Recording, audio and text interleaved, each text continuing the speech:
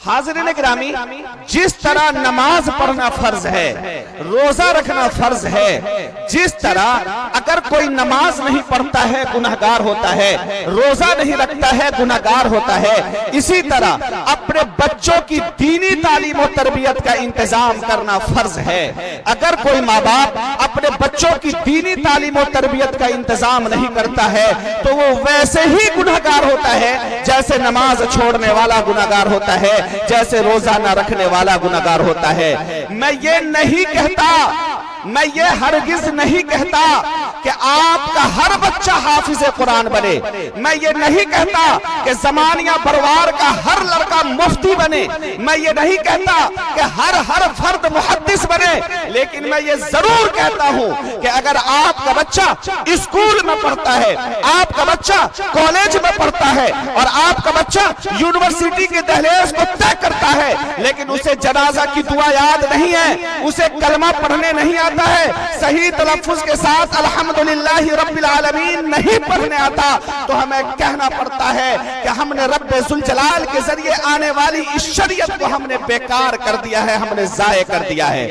ایک لڑکی کیرلا کی وہ یونیورسٹی میں پڑھتی ہے، وہ اپنی یونیورسٹی جا رہی ہے اور چند گنڈے اس کو گھیر کر جے شری رام کا نعرہ لگاتا ہے، لیکن وہ لڑکی تنے تنہا نعرہ تکبیر اللہ اکبر کی صدا بلند کرتی ہے۔ زمانیہ پروار کے لوگوں مجھے بتلاؤ کہ وہ لڑکی تو اسکول اور کالج میں پڑھ رہی تھی، وہ تو یونیورسٹی میں پڑھ رہی تھی، اس کو کس نے بتلایا کہ لا الہ الا اللہ محمد رسول اللہ سے کسی بھی قسم کا سمجھوتا نہیں کیا جا سکتا ہے؟ کس نے بتلایا کہ اللہ کی وحدانیت، اس کی سمدانیت اور ربانیت سے کسی بھی قسم کا کمپرمائز نہیں کیا جا سکتا؟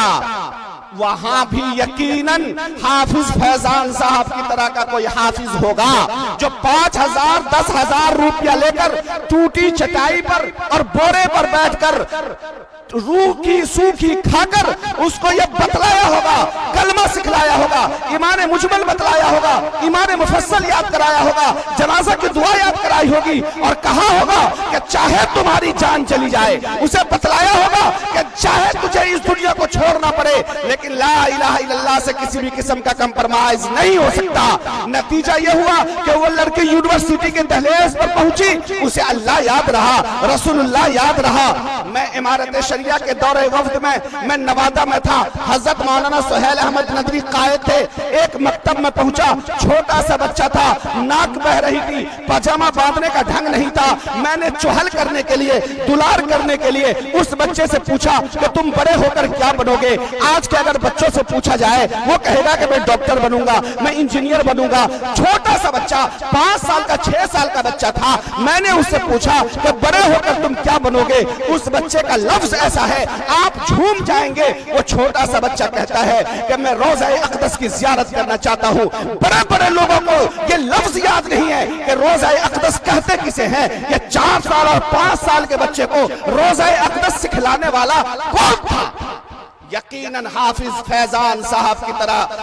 الامان ایجوکیشنل اکیڈمی کی طرح وہاں کوئی مکتب ہوگا، وہاں کوئی چھوٹی سی دیوار ہوگی، ٹاٹ کی 4 دیواری ہوگی، کم تنخواہ میں پڑھانے والے موجود ہوں گے، چھوٹا چھوٹا بچہ پڑھتا ہوگا، لا الہ الا اللہ محمد رسول اللہ اسے یاد ہوگا اور اللہ کی وحدانیت سے کسی بھی قسم کا کمپرمائز نہ کرنے کا عقیدہ اس کو سکھایا جاتا ہوگا۔ یقیناً زمانیہ بروار میں اگر الامان ایجوکیشنل اکیڈمی قائم ہے تو اس سے فائدہ گدرگنج کے لوگوں کو نہیں ہوگا، اس سے فائدہ مدھوبنی اور دربھنگا کے لوگوں کو نہیں ہوگا، بلکہ اس کا فائدہ زمانیہ اور بروار کے لوگوں کو ہوگا۔ اے زمانیہ بروار کے لوگوں، آپ فلاح المسلمین مدھوبنی کا نام لیتے ہیں، آپ مدرسہ رحمانیہ اکھتا کا نام لیتے ہیں، آپ عارفیہ سنگرام مدھوبنی کا نام لیتے ہیں۔ میں یہ کہتا ہوں کہ زمانیہ بروار کی اس بلواہی زمین میں کیا کمی ہے کہ یہاں ایک ایسا علمی سینٹر قائم نہیں ہو سکتا اور الامان ایجوکیشنل اکیڈمی پوری دنیا میں وہ دھاک نہیں جما سکتا،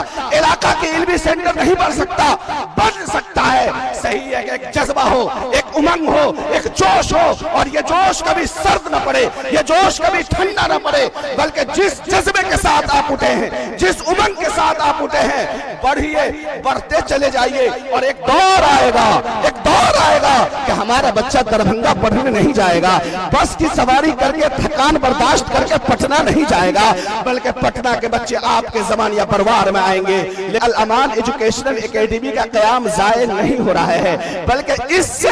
वो बच्चियां पैदा हो रही है कि जिसके सर पर हिजाब होगा, जिसके सर पर निकाब होगा, जो इस्लाम की शहजादी कहलाएगी, जो फातिमा, ज़ैनब, रुक़ैया और उम्मे कुलसूम का नक्शे कदम पर चलेगी। और मैं एक जुमला देकर जा रहा हूँ, एक जुमला देकर जा रहा हूँ, लिख लेना कि बरवार की इस सरजमीन पर जब तक अल अमान एजुकेशनल एकेडमी का क़याम होगा,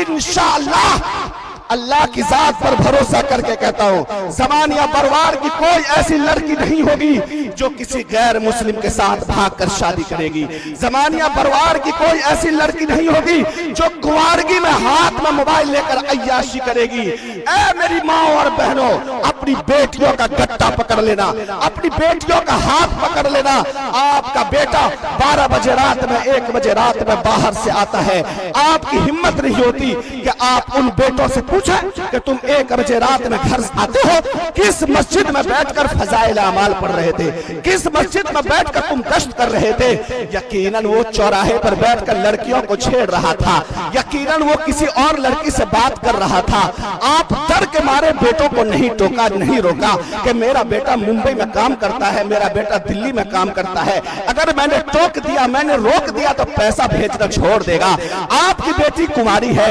हाथ में उसके मोबाइल है, बाप को, माँ को ये फिक्र नहीं है कि मेरी बेटी जब पढ़ती भी नहीं है, लिखती भी नहीं है, उसके हाथ में मोबाइल है तो वो बात किससे करती है। प्राइवेसी का ख्याल रखकर आपको चेक करने का ख्याल नहीं आता है, तो फिर वो दौर आएगा, वो दौर